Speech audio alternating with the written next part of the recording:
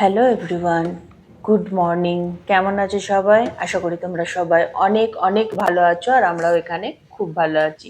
মৌসুমী গাঙ্গুলি লাইফস্টাইলের আরও একটি নতুন ব্লগে তোমাদের সবাইকে ওয়েলকাম। আজকে তোমাদের সাথে যে গল্পটা শেয়ার করতে এসেছি সেটা হলো আমার হাজবেন্ডের বার্থডে নিয়ে। তো সেদিন ছিল বৃহস্পতিবার। সকালবেলা ঘুম থেকে উঠে আগে পায়েসটা করে নিয়েছিলাম, কারণ জন্মদিন মানে আমরা আগে পায়েসটাই বুঝি, তারপর অন্য কিছু। তো পায়েসটা করার পর আলুর দম করে ছেলেকে রেডি করে স্কুলে দিয়ে এসেছি। ওকেও লাঞ্চ বক্সে লুচি আলুর দম দিয়ে দিয়েছিলাম। তো ওকে স্কুলে দিয়ে ফিরে আসার সময় একটু ঠাকুরের জন্য ফুলমালাও নিয়ে এসেছিলাম, কারণ সেদিন ছিল গুরু পূর্ণিমা আর হাজব্যান্ডের বার্থডে, দুটো একসাথেই পড়েছিল। তো ওকে স্কুলে দিয়ে ফুল নিয়ে এসে আমি আগের দিনেই ঠাকুরের জায়গাটা পরিষ্কার করে বাসন কোসন ধুয়ে সব রেডি করিয়ে রেখে দিয়েছি। তো এসে আগে ওকে আমি লুচিটা ভেজে দিচ্ছি, কারণ ওর মিটিং শুরু হয়ে যাবে, ওয়ার্ক ফ্রম হোম করছে। তো আগে খেয়ে নেবে। আর ওকে চাটা অনেক আগেই দিয়ে দিয়েছিলাম, সকালে ঘুম থেকে ওঠার পরই আজকে চা দিয়ে দিয়েছিলাম। তো এখন একটু ফাঁকা আছে বলে ওকে আগে জল খাবারটা আমি দিয়ে দিচ্ছি।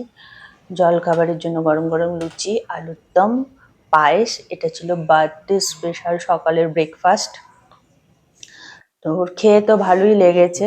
প্রত্যেক বছর বার্থডে মানে ব্রেকফাস্টে এটাই থাকে, লুচি আলুর দম পায়েস। মানে আমি যত বছর করছি আর কি, বিয়ের পর থেকে, মানে ব্যাঙ্গালোরে আসার পর থেকে আমি করছি। তো ধরো 8-9 বছর। তো ওই বার্থডের দিনে সকালের ব্রেকফাস্টটা থাকে লুচি আলুর দম আর পায়েস, এটা ধরা ছোঁয়া। লাঞ্চ ডিনারটা চেঞ্জ হয়।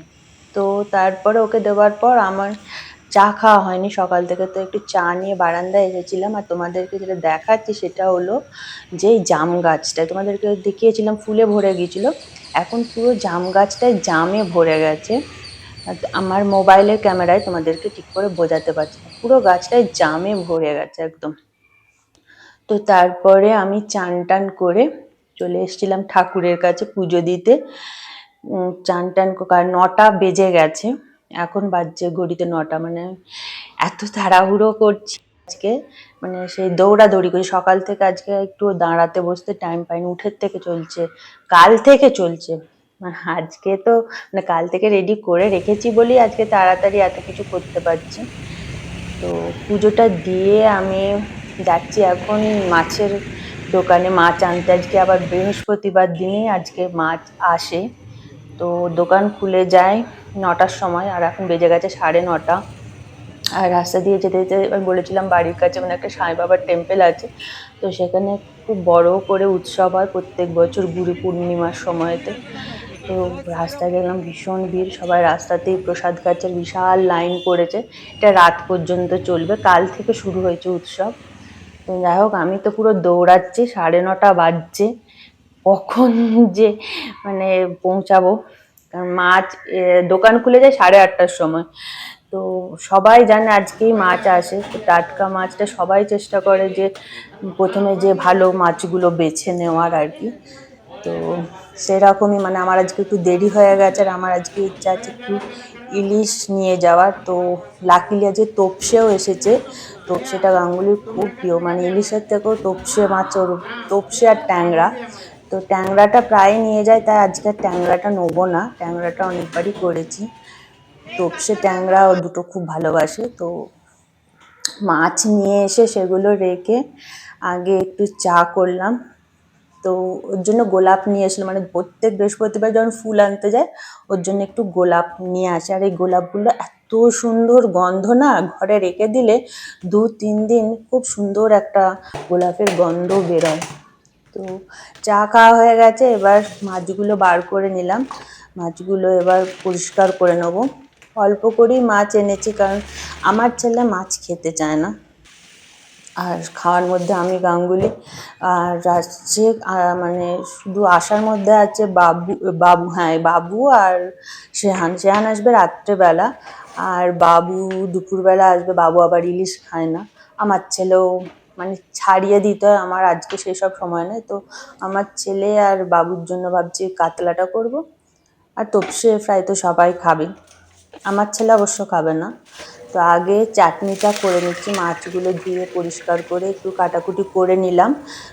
যদিও আমি আদা আর রসুন এই দুটো কালকে মানে বেশি করে কেটে বেটে মিক্সিতে পেস্ট করে রেখে দিয়েছিলাম, জানতাম আজকে ভীষণ তাড়াহুড়ো থাকবে, মানে অনেকটা এগিয়ে রাখা, মানে যেটাকে বলে আদা রসুন পেস্টটা করা থাকলে আর কোনো ঝামেলাই থাকে না। আর রাখতে হবে বিরিয়ানি, ওই জন্য চিকেনও নিয়ে এসেছি, চিকেনটাও ম্যারিনেট করে রেখে দিলাম। কখন যে আজকে রান্না শেষ হবে জানি না, শুধু করলাম এখন আমের ঝোল যেটাকে বলে, এটা খেতেও গাঙ্গুলি ভীষণ ভালোবাসে। তো যেগুলো যেগুলো ভালোবাসে প্রত্যেক দিনই সেগুলো করা হয়। বার্থডের দিন একদিনে তো সব কিছু অনেক কিছুই ভালোবাসে, একদিনে সব কিছু রান্না করে খাওয়ানো সম্ভব না, তবু প্রত্যেক দিনই কিছু না কিছুর জন্য স্পেশাল করা হয়।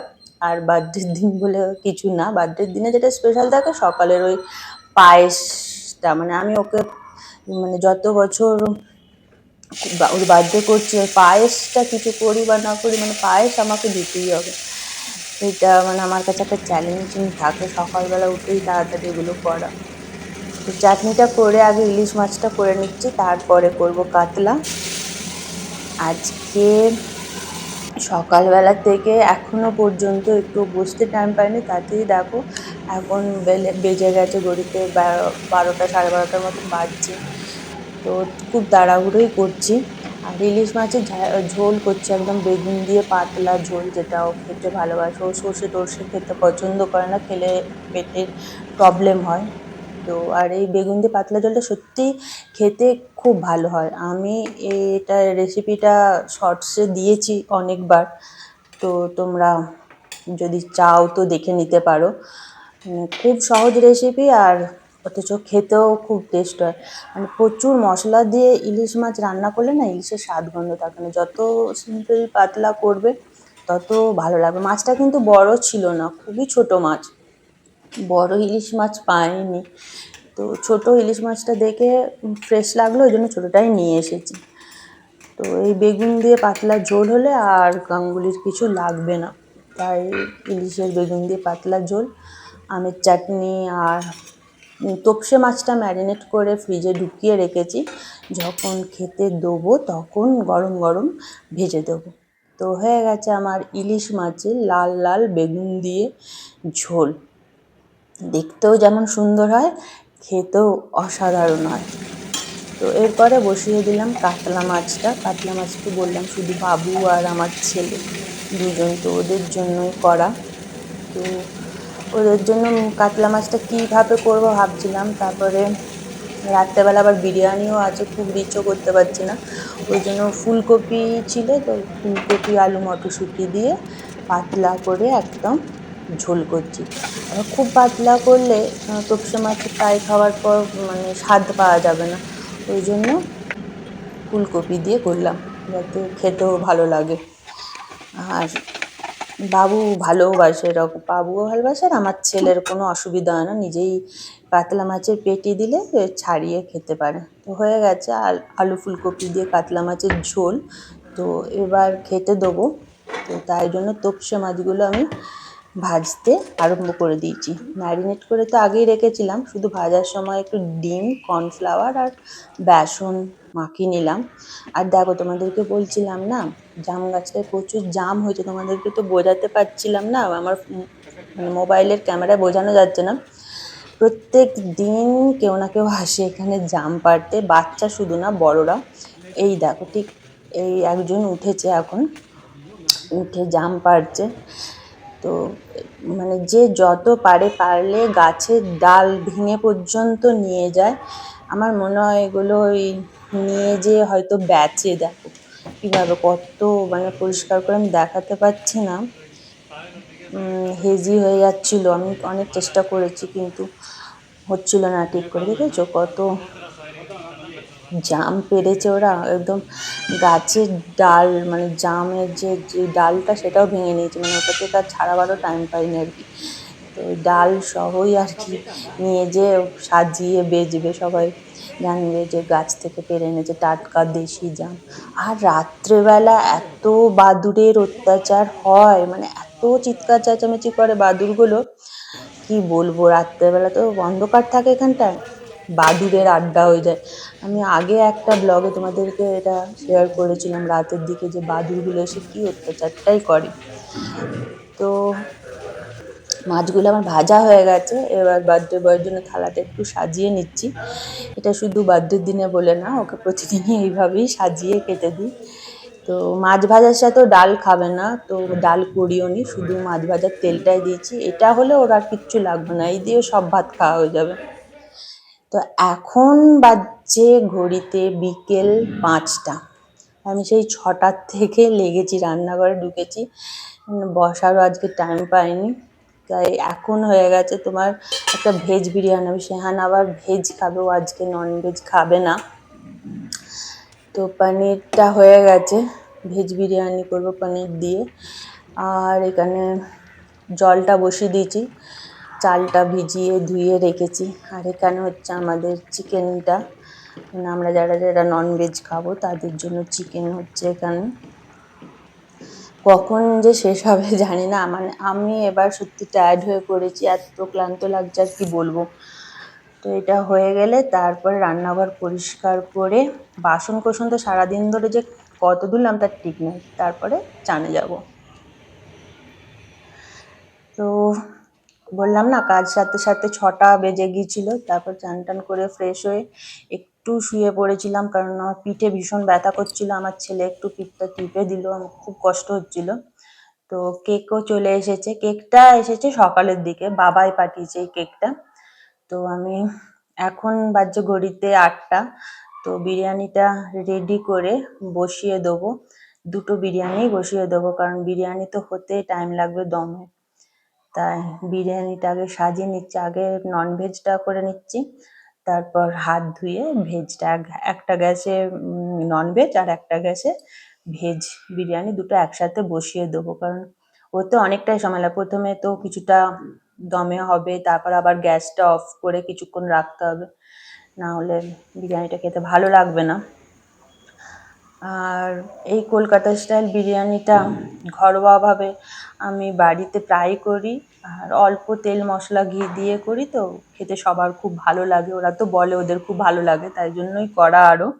আর একটু করে নিয়েছি রায়তা, আর একটু শসা পেঁয়াজ ওই একটু মশলা দিয়ে মাখিয়ে নিয়েছি আর কি, গোলমরিচ চাট মশলা এসব দিয়ে। ভালো লাগে এইভাবে স্যালাডটা খেতে। তো সব কিছু রেডি হয়ে গেছে, এখন কেক কাটার টাইম। ওইটা দিয়েছে, এটা তো জ্বলতেই থাকবে। একবার কার জন্মদিনের জন্য আমার আমার রাত্রেবেলা ওটা কাচের বোতলে কি এনেছিলাম, ওটা বন্ধ। ও আচ্ছা, ওটা ওটা হ্যাঁ।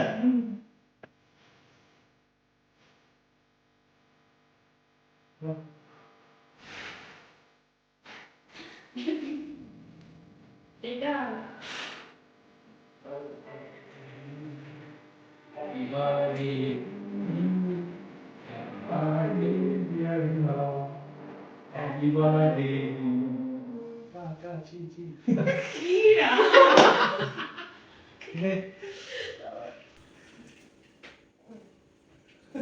আরে আরে এইটুকু না কি না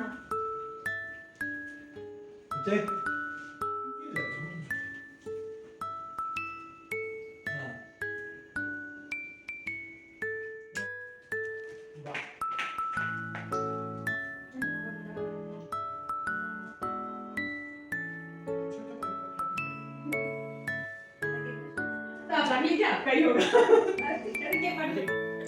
সন্ধ্যের থেকে প্রচুর আনন্দ করলাম, প্রচুর মজা করলাম, খুব ভালো কাটলো। ওদেরকে এখন বিরিয়ানি খেতে দিয়ে দিয়েছি, ওদের খেয়ে খুবই ভালো লেগেছে বিরিয়ানিটা। আমি একটু টেনশনে ছিলাম যে কীরকম লাগবে, যদিও অনেকবার করেছি, ওদেরকে অনেকবার খাইয়েছি, আর প্রত্যেকবারই বলে খুব ভালো হয়েছে বৌদি। তো বিরিয়ানি রেসিপিটাও আমার চ্যানেলে আছে, ঘরোয়া পদ্ধতিতে কলকাতা স্টাইল বিরিয়ানি, খুব অল্প তেল মশলা ঘি দিয়ে আমি প্রায় করি, তোমরাও একবার ট্রাই করতে পারো, দেখবে ভালো লাগবে। সকাল থেকে এত বড় একটা আয়োজন একা হাতে করা কতটা পরিশ্রমের, কতটা কষ্টের তোমরা তো জানোই, কিন্তু সেটা করার পর যখন শুনি যে খুব ভালো লেগেছে, তো মুখে তো এরকম একটা লম্বা চওড়ায় হাসি তো আসবেই বলো। সবাই যে যার বাড়ি চলে গেছে, আমিও রান্নাঘরটা ক্লিন করে নিলাম, কারণ কালকে ছেলের আবার স্কুল আছে, ঘুম থেকে উঠেই তো আবার রান্নাঘরে আসতে হবে সকাল 6টার সময়। তো আজকের ব্লগটা আমি এখানেই শেষ করছি। তোমরা সবাই সুস্থ থেকো, ভালো থেকো। কেমন লাগলো অবশ্যই কমেন্ট করে জানিও, ভালো লাগলে একটা লাইক দিও। আজকের মতন এখানেই, tata, take care, good night.